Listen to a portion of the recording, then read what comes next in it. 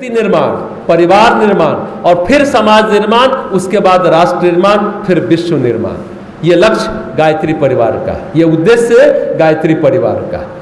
परिवार कैसे अच्छा बने, परिवार में सुख शांति समृद्धि कैसे आए, बहुत महत्वपूर्ण चीज है। अगर परिवार सही नहीं है तो फिर दिक्कत होती है। फिर क्या दिक्कत होती है?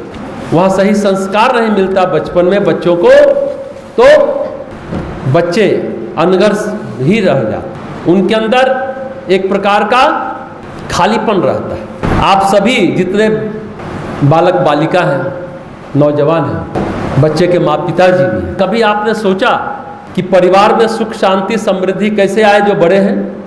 परिवार में सुख शांति और समृद्धि, ये तीन शब्द हैं। परिवार में ही नहीं, जीवन में सुख शांति समृद्धि कैसे आए? परिवार कौन है? निजी जीवन का विरध रूप ही परिवार है। आई बात समझ में? तो परिवार में सुख शांति और समृद्धि हो, इस बात को समझिए। सुख क्या है, शांति क्या है, समृद्धि क्या है? कभी इस पर आपने सोचा, विचारा? सभी बच्चे अभी पढ़ाई कर रहे हैं, वो भी चाहते कि जीवन में आगे बढ़े, सफलता प्राप्त करें, अच्छी नौकरी प्राप्त करें, फिर अपना परिवार बसाएं। ये भी होता होगा आप लोग के मन में।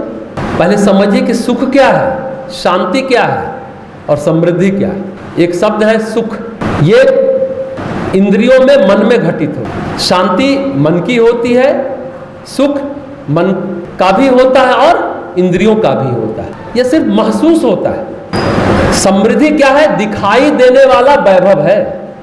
ये बात को समझिएगा। सुख शांति महसूस करने वाली चीज है और समृद्धि दिखाई देने वाला क्या है? वैभव है। समझ में आई बात?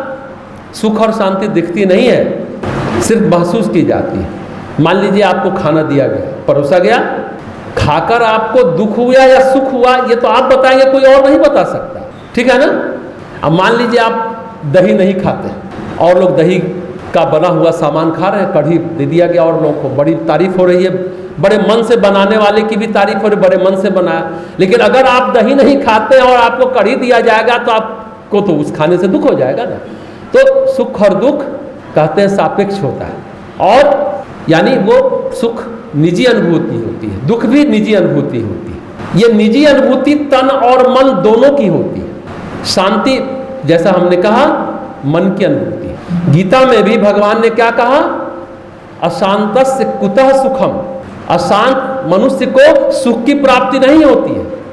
पहले शांति आएगा तो फिर सुख की प्राप्ति होगी। इस बात को ध्यान से सुनिए। मन में शांति होनी चाहिए, तब सुख मिलेगा। अशांत होने पर मनुष्य को सुख नहीं मिलता।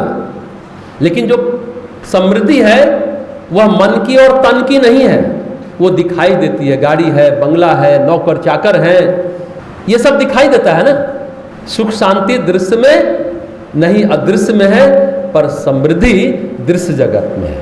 सुख शांति समृद्धि समझ में आ गई बातें?